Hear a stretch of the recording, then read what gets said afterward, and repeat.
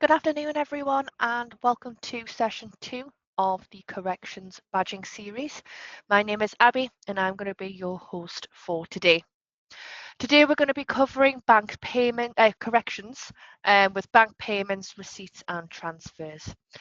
Now, today's session is booked out for around 45 minutes, but we're not going to need all of that time, and it will be more than likely be like a quick learn. So you are going to get some time back today. I also have Michael and Laura on hand today to answer your questions, so please do keep them busy and do ask your questions throughout the session as well. You don't need to wait until the very end to ask those. So just before we get into the session, just want to go through some housekeeping. Some of you may have attended one of our webinars before, or some of you may be new. So we'll just go through this. So when you join the session, you will be placed on mute automatically, and you will not be able to unmute yourself. If you want to send your questions across to us, then you can use that little questions panel down the right hand side. And to send your questions, it's just that little speech bubble icon with the question mark in the middle. Send your questions across where either me, Michael, or Laura can pick these questions up for you.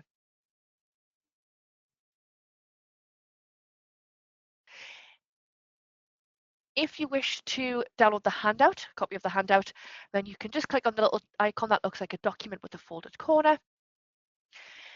Click on that and then you'll be able to download today's handout.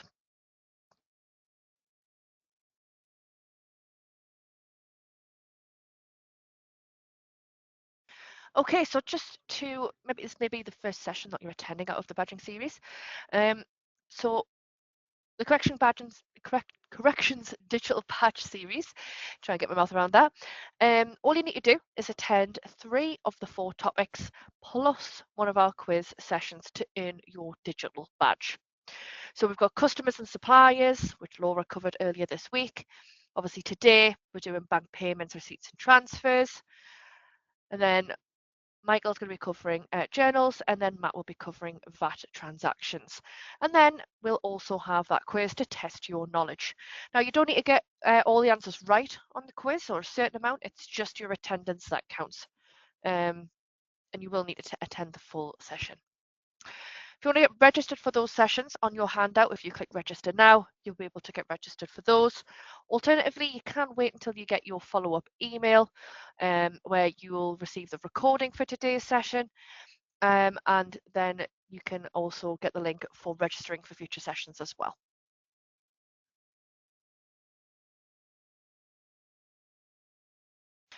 Okay, so this is what we're going to be covering on today's session. So we're going to look at types of bank transactions. We're going to be looking at methods for bank corrections, and then we'll go into some demonstration as well. And then towards the end, we'll look at further support and Q&A as well. See if there's any outstanding questions at the end, but hopefully Michael and Laura will be able to keep on top of those.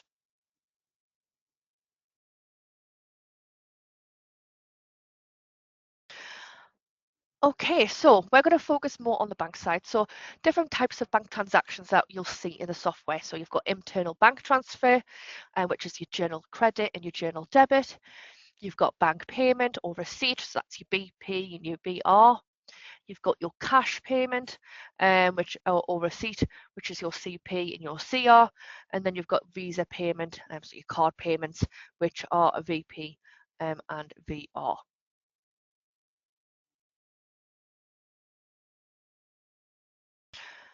Now, different methods for bank corrections. So you've got the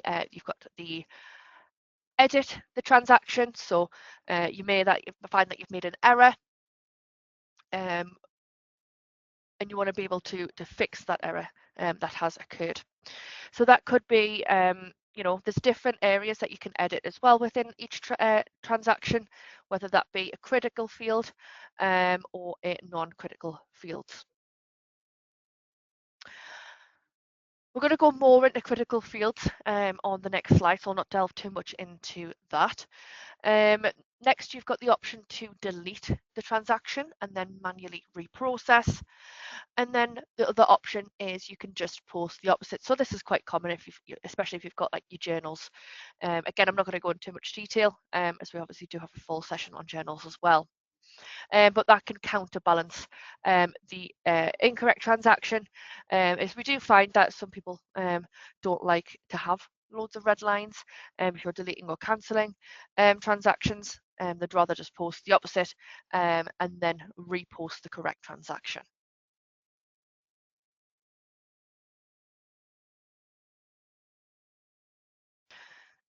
Okay, so delving back into the critical fields and non-critical fields. So you may have seen this before on Laura's session, and she was doing all around the customers and suppliers corrections. But on sessions, we often get asked, what are the red lines in the audit trail, and what does it mean? And it often usually means that it's either been deleted or it's a cancelled transaction. When you're working with the bank, if you edit critical fields, so that could be the likes of customer supplier account references, nominal codes, bank accounts, date, net and VAT amount, or tax code. So what that's going to do is it's going to change the original transaction.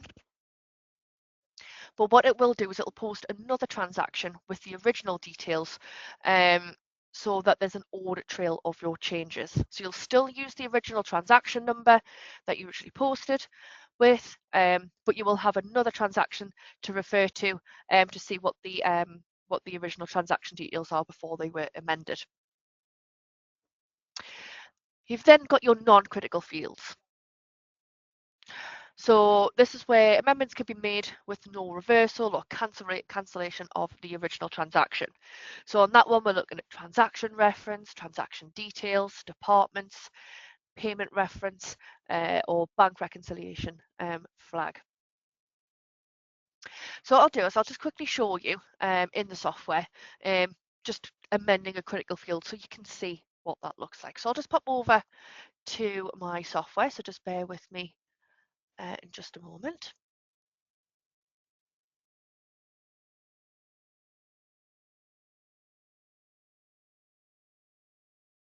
Okay, so if we, for example, pop into bank accounts,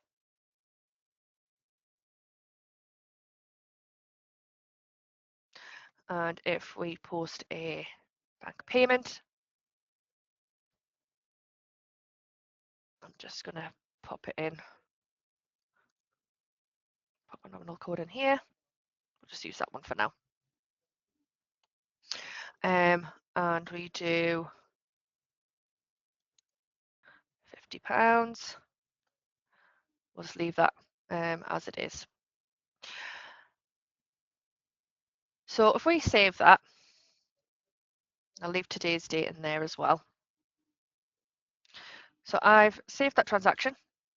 So if I pop into transactions, we should see that at the bottom here. So if we pop into here, so we're going to edit the transaction. So if I was to say, okay, well, I've actually forgot to put a reference in there. So I'll just pop in there, payment. Because I'm just changing the reference, that's not going to make any, it's not going to post a new transaction or anything like that. So I pop in there. You can see there I've now got a reference, payment, which didn't exist before. It hasn't posted a new transaction. It hasn't appeared as cancelled or anything like that. But if we were to edit it again, and say, for example, the date was incorrect, posted it on the wrong date. So if I change it to the 1st, click save.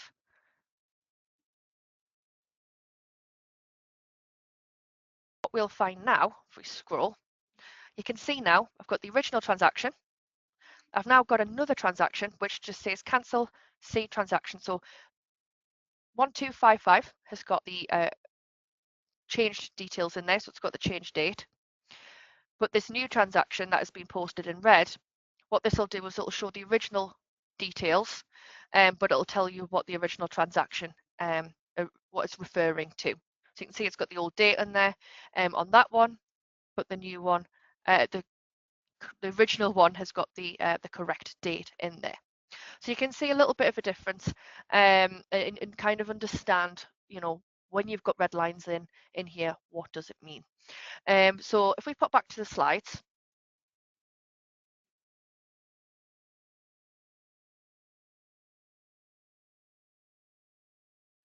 on your handout, you will see that little green button at the bottom that says deleted or cancelled transactions. That is a guide where it's going to explain the difference. And it just gives you some more examples as well in there. So if you've got your handout, don't forget to check that bit out. So moving on to correction. So this is what we're going to cover today. So we're going to look at a bank transfer. We're going to look at editing and how different ways you can post a reversal. Again, I'm not going to go into too much detail because there is a journals session on here, but it's just to show you an example. And then we're also going to look at reconciled transactions. And we're going to focus more around reconciled transactions because that's where we tend to get calls into our support. You know, they've changed something, they're not understanding why you know, something's happening in the software when it comes to reconciled transactions. So we'll delve a bit more into that. So what we'll do now is I'll go straight into demonstration. So I'm just going to pop back to my software.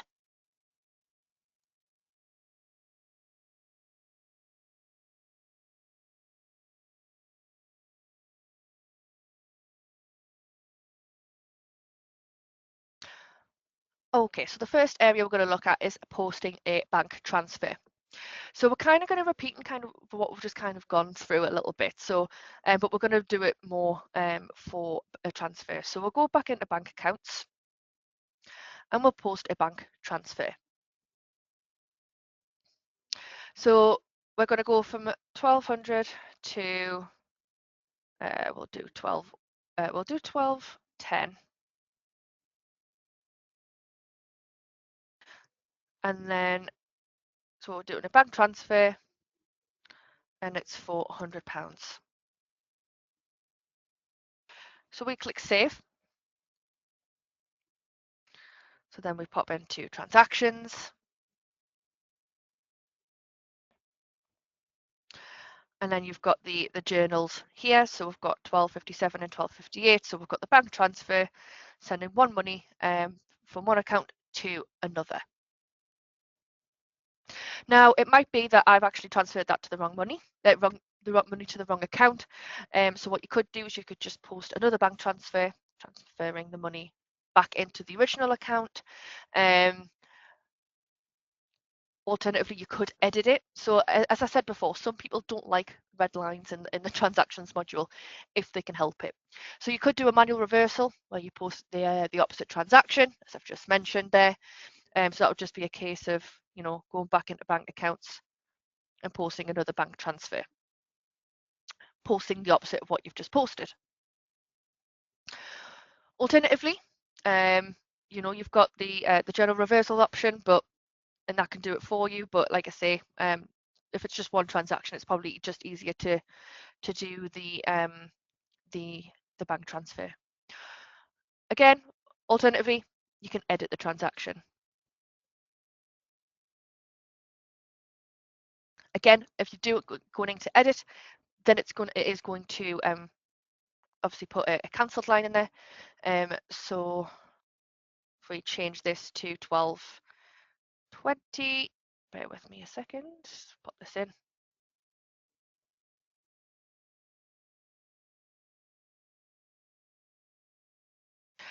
So if I change that to 1220, click save, you can now see it's done a general reversal. So it's done the cancel because we have we edited those transactions. So then we've got the journal credit and the journal debit there for the correct transaction. So a question just come in there. I know Michael has picked this up, and it's around, you know, what's the difference between a highlighted in red compared to the ones remaining in black? Really good question. And the reason it's a good question is because the guide that I provided does actually explain this as well. So I'll just quickly open up this guide and I'll quickly show you as well. So if I pop back to my software, they're my slides, sorry.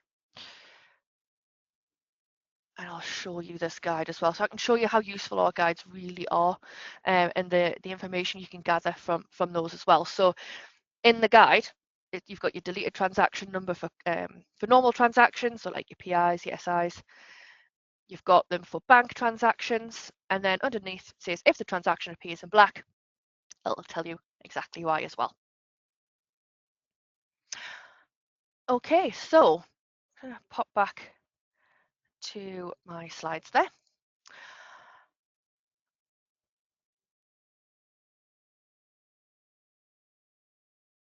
What I want to mention as well before we go into the next part of the demonstration is just on your handout, if you are ever unsure about bank transactions, how to post the opposite, and things like that, and how to reverse the effects of a transaction, you have got this slide in your handout as well, and it just explains all of the bank transactions down the left hand side, what they are, how is it entered, what does the transaction mean in real life, and then what is the double entry, so what is the other side you would need to post if you are wanting to go down that route, instead of editing or deleting, or if you have deleted, what would you need to do next in there as well. So I'm just going to pop back to my software again, and we'll have a look at reconcile transactions. Okay, so when amending a transaction that has either been bank reconciled or VAT reconciled, there are some actions that you may not be able to perform. So for example, if you have a VAT reconciled transaction, it can't be deleted, but it can be reversed, and cancel the effects, and the software will actually do this for you. So if we find a VAT reconciled transaction, so bear with me a moment while I locate the transaction. So let's have a quick look.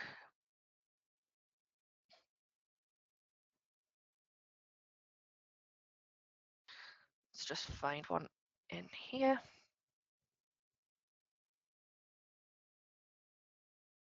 Just organize it by VAT reconciled so I can actually find one.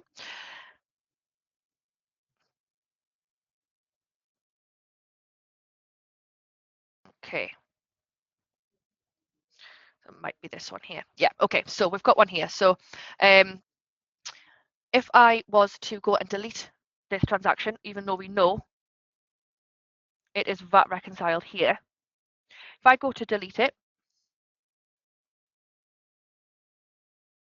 I'm going to bring up this window here, the normal edit window, and then if I click delete, it'll tell me, do you wish to reverse this transaction?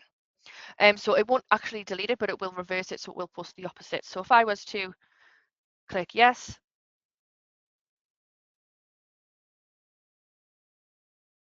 and then if I organize by number and then go to the bottom, you can see a bank receipt has then been posted for me to reverse that transaction, and it'll tell me what the original transaction number is as well.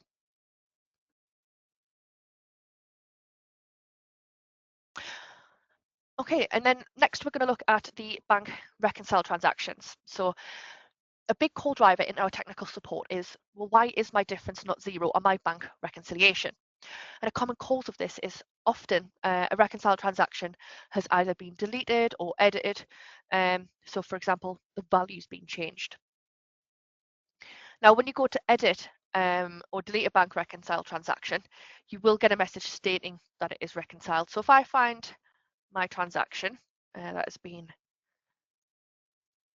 bank reconciled, so you can see here it's been bank reconciled here. So I go to edit. I can come in here and I can edit any non-critical fields. So like your references and things like that, that's fine. But it's when you start to change critical fields is when it starts to, if you start to see issues when you go into your bank rec, and the value might be out. And again, this is quite a high call driver, and people often miss and don't take into consideration when they're changing details on a transaction. So if I just change the value, to just leave the details as that. So we'll just change the value.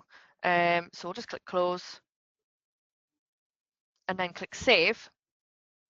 Do you want to post these changes? Yes. This transaction has been bank reconciled. If it is edited and saved, this will affect your reconciled opening balance for the relevant bank account. So always take that in consideration when you're editing a transaction. Make sure you're reading the little pop-ups in there as well. Are you sure you wish to edit this transaction?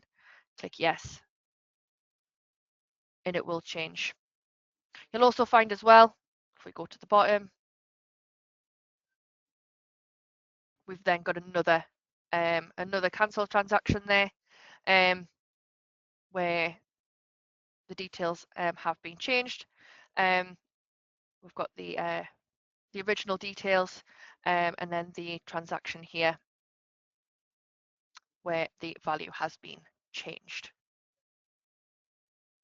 Now, you'll find as well if you change the value when your bank has been reconciled, it will prompt you.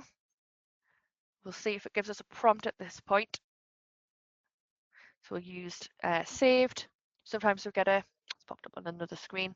Sometimes when you go in, you will get especially if you've reconciled, I'm using a save progress one, but if you go into another bank rec, it'll say, well, actually there's a difference of £60 or £50.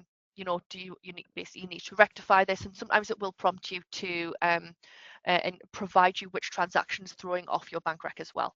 But again, I'm not going to go into too much detail around bank reconciliation because we've got a full session all on that.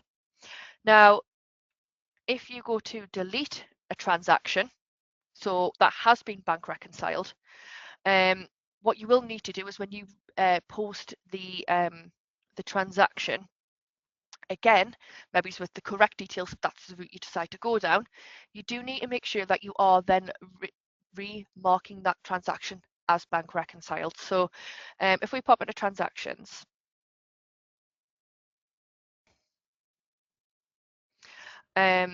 so let's just say we're going to actually delete that original transaction. So if we delete that transaction there, yes, or delete. So let me know that it's going to affect my bank reconciliation. Do you wish to bank rec? And the reason I'm happy to do this is because I'm going to post another one and I'm going to make sure that it is reconciled for the same date. So before I do that, if you are going to delete a transaction that is bank reconciled, make sure that you make a note of the date that it was originally reconciled, because you will need to know that when you post your new transaction. So I've got the 30th of the 11th, 25 there. So when I click delete, yes, I'm happy to delete it. We'll then post another bank payment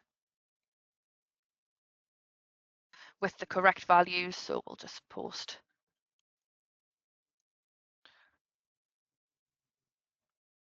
so 60.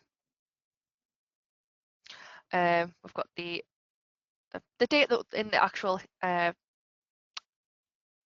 transaction's fine. We'll pop in here payment because that was the reference I added in. We'll click save. And then what I need to do is I need to go and find that transaction, that new one.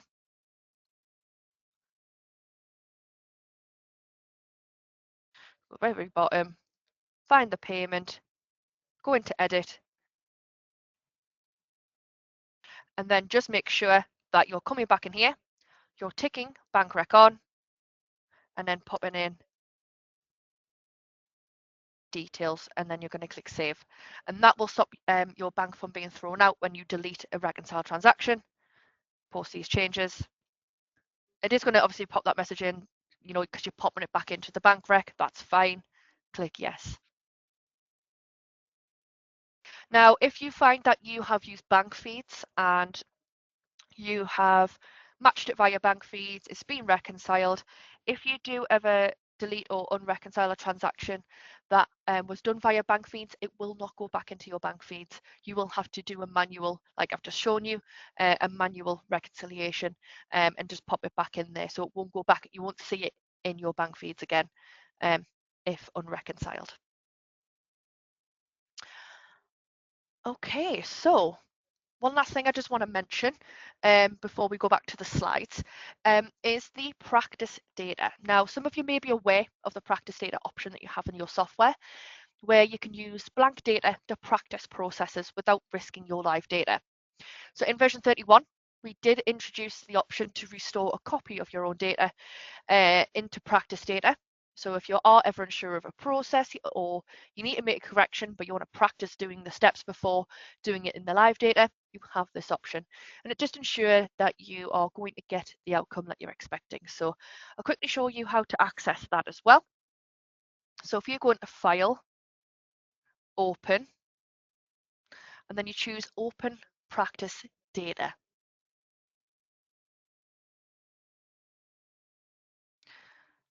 It'll present you with this window here. Now, like I say, in the older versions, before like pre-version 30.1, you would just use the blank data. It would be a blank, completely blank company. But if you want to use your own data, find a backup. So I'll just quickly browse to my data. So I know I've got some saved on my desktop. So I'll just choose one here. So I'll just choose a post-year end one. And then I'll click continue. It's telling me what the company name is, what the version is. We'll click restore.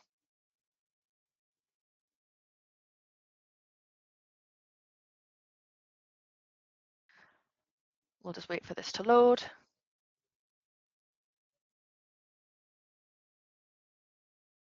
It's going to ask me to log in. So pop in my details. And then it's going to look exactly the same, but it's got a yellow banner along the top. You don't get any connected services in the practice data, but you are able to do your standard processing in here. So you can come in here, then you can either practice making a correction or practice posting a transaction if you're unsure.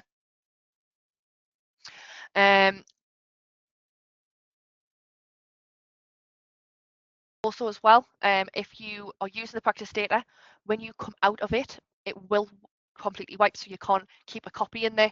It will restore back to there'll be nothing in there, and next time you go into the practice data, you will have to restore another backup. So you can't save anything that you do in there, but it allows you to practice the process to give you that little bit extra confidence.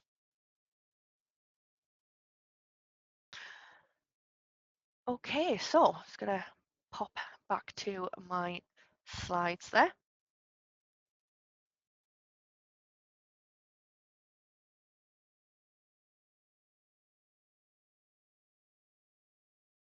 Again, just a reminder, don't forget you do have the references here for your bank transactions as well.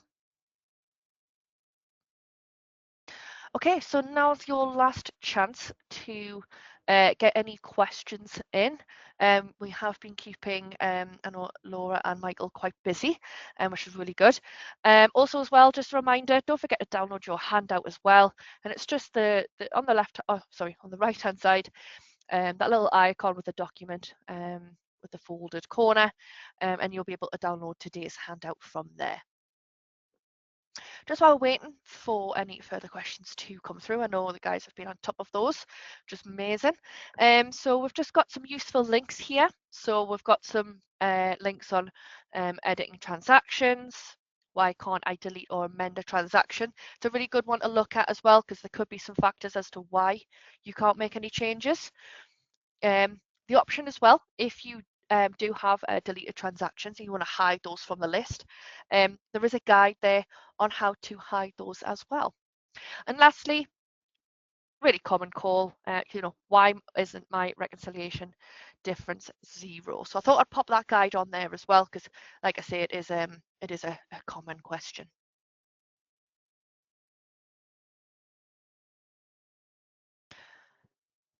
Okay, so just a reminder for our webinars for Sage 50 accounts and payroll, we do have plenty of sessions coming up And especially I think we've got some going into January as well, possibly, that you can get registered for. I'll have to double check that one. But if you go to sage.co.uk/webinars, you will find all of our sessions live and recorded on there as well.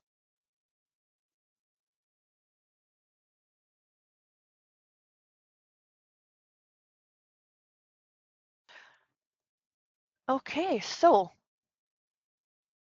that is today's session. I did say that we would have a shorter session today, a little bit longer than a quick learn, but shorter than a normal session. So if you're going to leave us today, just a reminder, you are going to get your follow-up email with links to today's webinar recording, also links to register for future webinars and any recordings on there as well. As you leave today's session, you are going to receive a exit survey. If you can please fill it out for me. Let me know how I did, what you liked, what you would have liked to have seen, what could I have done differently. There's some questions about me, and then there's some questions about the product as well. So if you can pop a short comment on there for me, or a long comment, anything is appreciated. If you could pop that on for me as well, because I do like to read every single comment that comes through there. What I'll do is I'll just put myself on a brief mute just to see if all the questions have been answered, and then I'll be right back with you.